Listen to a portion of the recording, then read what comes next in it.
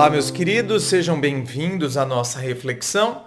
Lembrando a você que nós estamos alternando entre reflexões e perguntas que foram deixadas aqui na comunidade do YouTube quando foi aberto para as perguntas, é claro. E vamos então à pergunta dela que diz assim: Olá, André. Como suportar um relacionamento com o parceiro depressivo? Ele vai ao psiquiatra, toma remédios, mas não faz terapia. Esse é o problema, gente. O problema não está de maneira alguma no fato da pessoa ter depressão. O problema está no fato da pessoa não querer então se ajudar. Porque veja bem, é horrível. Só quem já passou pela depressão, pela síndrome do pânico, enfim, sabe o que é isso. Sabe o quão terrível é essa doença, esse quadro, né? E agora, a pessoa precisa se ajudar. Você sabe que eu conheço algumas pessoas que passam por determinadas situações semelhantes e é como você está dizendo aí, minha querida. Vai no psiquiatra, toma remédio, mas na hora de fazer a terapia não quer. Nunca gosta, critica, aquela psicóloga não presta. Sabe por quê? Porque no fundo, o terapeuta, ele está mexendo onde deve ser mexido. E onde a pessoa não quer que mexa. É por isso que então eu fico tomando remédio, porém a causa ela continua lá. Porque eu não quero mexer naquilo. Eu prefiro não mexer. André, mas é incoerente. É. Mas tem um monte de gente que morre de medo de se aprofundar dentro das cavernas do próprio eu. Porque ela sabe o que tem lá no fundo. Então, ela já nem quer. Não, vamos mergulhar, vamos mergulhar. Não quero, não quero, não quero. Gente, vamos mergulhar, é lindo o oceano. Não quero, não quero. Por quê? Porque ela sabe o que tem. É mais ou menos igual, sei lá, uma relação onde a pessoa sabe, ela sabe, por exemplo, o que tem no celular dela. Aí a hora que, sei lá, o namorado pega no celular da namorada, a namorada fala assim: se você mexer nesse celular, acabou agora nosso relacionamento. André, mas tem caso que eu falo, eu já falei isso, por exemplo, você pode estar aí falando, André, eu já falei isso porque, né, no meu caso não tinha nada a ver, meu caso é porque ele era né, enxerido mesmo e sempre desconfiava de mim e sempre me criticava, sempre acreditava que eu estava traindo. Então, por isso que eu estou dizendo, meus amores, cada caso é um caso. Eu estou dando só um mero exemplo aqui, porque senão depois as pessoas vêm, desce a lenha em mim. Eu sei que existem muitas outras situações. Eu estou dando apenas um mero exemplo para querer dizer daqueles casos em que a pessoa fala: se você mexer nesse celular, acabou o nosso relacionamento agora. Eu nunca mais olho na sua cara. Por quê? Porque ela sabe o que tem lá. Ela sabe que se ele abrir, ele vai encontrar. Tá conseguindo entender o paralelo que eu quero fazer? É aquela pessoa que não quer mergulhar dentro dela. Ela quer desacreditar, falar que o terapeuta não presta, que isso e aquilo, porque sabe que o terapeuta vai mexer onde deve ser mexido. Veja bem, eu sou filósofo, especialista em relacionamentos, tantos anos já trabalhando com essa questão dos relacionamentos. Quantos foram os casos, não é, de pessoas que, de repente, elas às vezes até pediram uma gravação privada e depois sabe o que aconteceu? Então, quer dizer, aí eu fiz a gravação, né, privada pro cara, por exemplo, e aí ele chegou e falou pra namorada, porque eu consultei um especialista em relacionamento e o especialista me falou isso, e aí ela vira pra ele e fala assim: ele que vai a merda, esse especialista aí que... Por quê? Porque, lógico, ela percebe que a análise que eu fiz e que agora o namorado, por exemplo, está usando, né, a análise que eu fiz para confrontá-la, ela percebe que aquela análise tem muita verdade ali. Veja bem, não estou aqui falando que, eu sou o dono da verdade.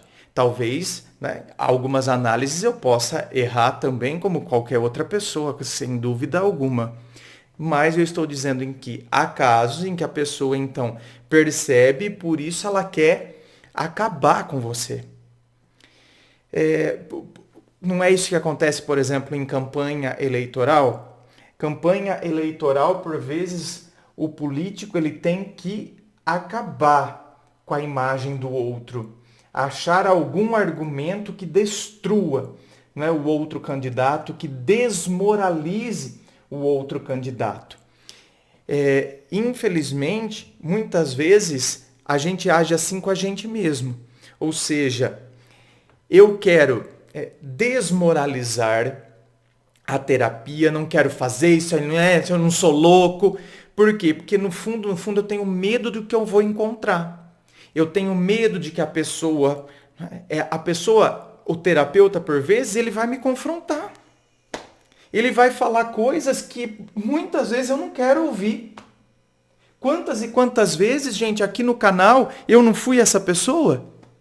Eu não fui essa pessoa que eu falo, gente, eu não vou ficar aqui passando a mão na sua cabeça, não.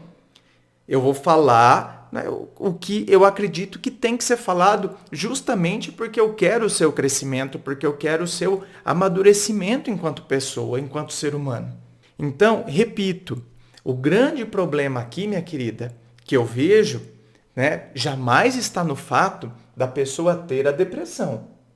Né, gente? Porque senão parece que então a gente só vai querer se relacionar com pessoas que estejam bem. Nossa, quantas são as pessoas que, por exemplo, descobrem que a outra, sei lá, tá com algum problema de saúde, alguma coisa, a pessoa cai fora. Não é? Nossa, mas que amor é esse? Que descartabilidade é essa? Então, o problema não está no fato da pessoa estar com depressão. O problema está no fato dela não querer a terapia, por exemplo. Porque só o remédio não vai resolver. Só remédio não resolve. Se eu não tiver esse processo, se eu não tiver esse processo desse autoconhecimento, de saber, escuta, mas por que eu fiquei desse jeito? O que será que está acontecendo? Sabe? E muitas vezes, então, eu vou precisar de uma ajuda profissional para que esse processo de autoconhecimento aconteça da melhor maneira possível. Aí continua. Ultimamente está insuportável nossa relação.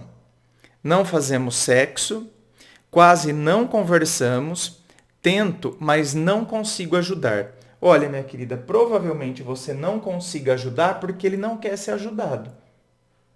Por isso que eu digo, gente, depressão é horrível, mas infelizmente há alguns casos de depressão onde a pessoa não se ajuda e parece que então ela, estando aquela situação se torna um pouco meio que cômoda para ela. Então parece que agora tudo é por causa da depressão, então, sabe, eu aproveito e me acomodo naquilo, então, tipo, meio que, deixa, vai. Então precisa tomar cuidado com isso. Talvez você não esteja conseguindo ajudar porque ele não queira ser ajudado. Não acho certo me separar do amor da minha vida, sendo que ele está doente. Estou morrendo junto, socorro. Então, minha querida, veja bem, não acho certo, é o que eu falei. Tem gente que nos momentos de doença, cai fora. Agora, veja bem, eu acredito que você tem que ser extremamente honesta e sincera com ele. E, sabe, colocar todas as cartas na mesa. Olha, desse jeito não vai dar. Eu não estou jamais, né, jogando a toalha ou pensando na hipótese de jogar a toalha pelo fato de você estar com depressão. Só que eu estou me desgastando. ao extremo, sabe por quê? Porque você não está se ajudando. Você precisa se ajudar. Ah, mas eu vou falar isso para uma pessoa que está com depressão, por isso que eu falo. A gente tem que saber a maneira correta da gente falar, a gente tem que saber a maneira correta de colocar as palavras, mas é necessário que a gente coloque. Porque a nossa omissão não vai ajudar também a pessoa. É igual aquele pai ou aquela mãe que se omite diante da falta de educação do filho. Essa omissão diante da falta de educação do filho não está contribuindo em nada com o processo educativo do filho.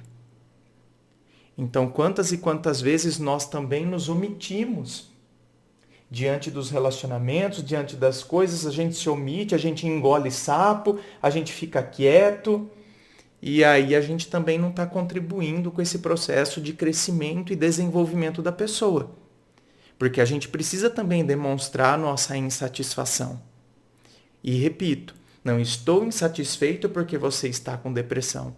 Eu estou insatisfeito, estou insatisfeita por conta de como você está lidando com ela. Ah, mas como que eu vou lidar com a depressão? Aí a pessoa vai, às vezes, já vir na defensiva, é a defensiva contra-atacando, na verdade, né? Como que eu vou agir se eu estou falando que eu estou com depressão? Sim, eu entendo que você está com depressão. E eu sei que isso é horrível. Você nunca passou por isso? Como que você sabe? Tá, eu nunca passei. Mas eu tenho sensibilidade para perceber e para entender o quanto isso é horrível, o quanto as pessoas sofrem com depressão. Então, eu posso não ter passado, mas eu consigo saber o que é isso.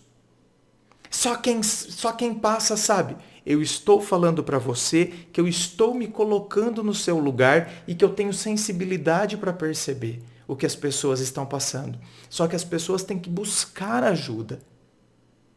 Você precisa buscar ajuda.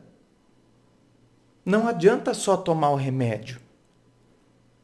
Só tomar o remédio vai ser igual o doente que está com uma infecção gravíssima e só fica tomando antitérmico para baixar a febre. A infecção continua lá. Então é mais ou menos esse o diálogo que por vezes então a gente vai ter que ter.